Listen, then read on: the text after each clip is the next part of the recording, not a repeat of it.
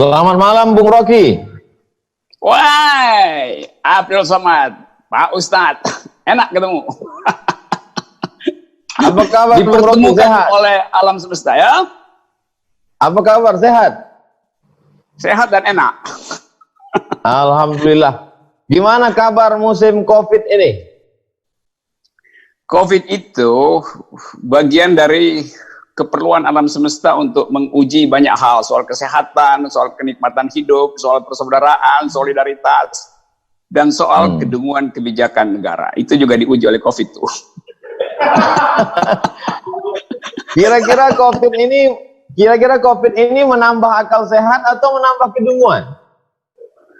Banyak pejabat yang negatif COVID tapi positif stupid gitu.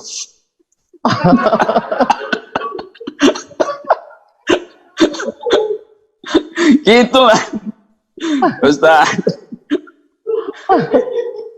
Oke ya, terima kasih ya diundang. Ya. Kenapa? Saya ucapkan banyak terima kasih atas kesediaan Bung Rocky. Bung Rocky pernah merubah singkatan nama saya menjadi Ustadz Akal Sehat. Iya, dan sekarang kita bertemu. Itu artinya akal pasti ketemu akal. Dengkul pasti ketemu dengkul gitu. Akal sehat pasti ketemu akal sehat. Akal maling pasti nyari akal maling gitu kan.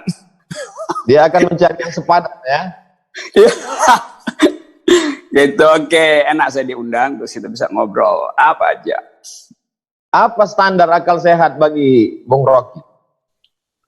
Standar pertama tidak menipu, tidak deception, tidak mengalihkan isu dengan cari-cari alasan. Itu standar dari akal sehat. Jadi kalau ada orang yang suka buang badan, nggak mau bertanggung jawab terhadap kebijakan, itu pasti akalnya didengkul gitu. Karena dengkul lebih mudah berpindah-pindah tuh kan. Kalau kesenggol kan dengkulnya bisa tempurungnya bisa pindah. Karena itu akal ditaruh di kepala supaya dia lurus gitu. Bung Gitulah. Rocky, yes. Menonton video Bung Rocky berarti melihat kritik akal sehat.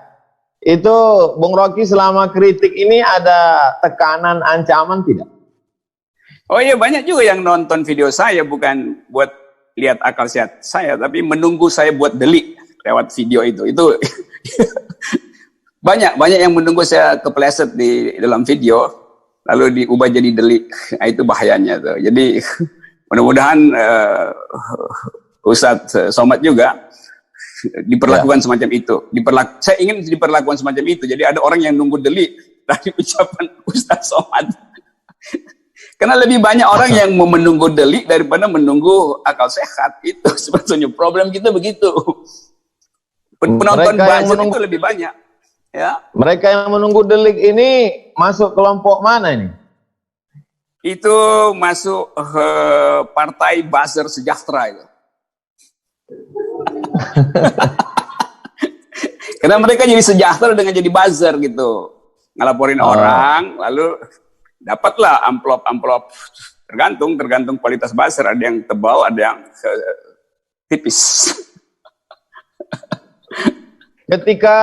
Bung Rocky, ketika buzzer memusatkan perhatiannya kepada para cendekiawan, para ulama, lalu kemudian sekarang mulai mengembangkan jaringannya menghantam sampai ke komika. Apa yang terjadi sebenarnya?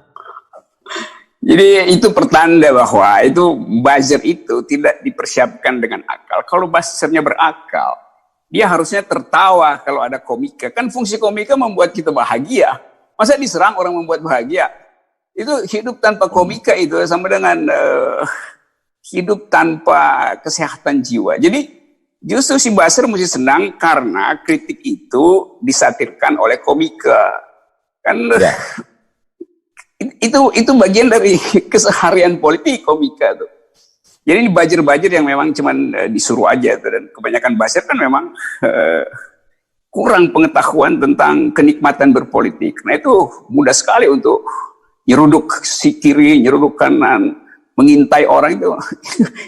Pekerjaan yang paling buruk di dalam hidup manusia itu adalah menjadi buzzer, karena dia sekaligus dungu, sekaligus jadi pengendus, sekaligus jadi budak. Dia jadi budak dari kedunguannya sendiri kan, itu kan bagian yang paling buruk dari manusia, menjadi budak dari kedunguannya sendiri. Wah, itu parah tuh. Saya nggak tahu tuh Buzzer, apa nanti hukumannya. Buzzer ini ada nggak akalnya, Bung Rocky? Ada. Buzzer tuh suka pinjam akal, tapi karena dia pinjam, dia nggak tahu fungsi dari akal itu. Kalau akalnya sendiri kan dia tahu fungsinya. Bisa-bisa dia pinjam akal yang lebih buruk dari akalnya tuh. Itu soalnya si Buzzer itu. Kenapa kita ngomongin Buzzer ya? Ketika Buzzer mengkritik ulama, mungkin follower ulama tidak begitu banyak di dunia maya. Ketika Buzzer menyerang kritikus atau ya seperti Bung Rocky Gerung, mungkin tidak sebesar viewer, follower komika, karena mereka artis, mereka banyak pengikut, banyak. Apa yang terjadi sebenarnya? Buzzer itu kan dia seharusnya paling nggak dia mampu bikin klasifikasi siapa yang efektif untuk diserang itu.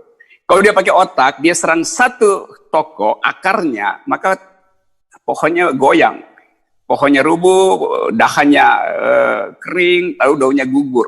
Ini dia serang daun, akarnya masih kuat. Kan itu Buzzer yang nggak punya IQ kan. Jadi dia capek serang kiri kanan, dia serang ulamanya diamin aja tuh, nggak terganggu dengan soal-soal begituan. Dia sering kritikus, ya kritikus juga anggap ini ngapain ngeladenin Buzzer. Akhirnya dia sering komika yang adalah daun itu. Dan nyerang daun itu percuma karena daun itu bergoyang. Kalau dia serang akar, Buzzer ini menyerang akar, bisa pohon itu tumbang. Tapi kalau nyerang daun, itu komika makin senang tuh. Dia akan berbalik lagi tuh. Daun itu lentur karena itu nggak begitu diserang, ya udah dia melambai-lambai aja si Buzzer, pusing. Karena komika yang kemarin diserang akhirnya ya. Kalau mereka berakal semestinya apa yang diserang? Akar itu apa yang Bung Rocky maksudkan akar? Kan dia mesti nyari bagian paling kuat dari oposisi itu. Tapi dia nggak bisa temuin karena oposisinya udah bersama-sama dia juga kan, udah masuk ke dalam. Jadi dia frustrasi sebetulnya. Dia nyari akar, akarnya ada di situ. Dia serang akar di dalam istana, ya istana yang runtuh kan. Jadi benar-benar Buzzer itu terjebak karena ketidakmampuan untuk membaca mana substansi, mana yang sekedar gejala. Jadi itu sialnya Buzzer Indonesia itu. Buzzer Melayu kan begitu jadinya.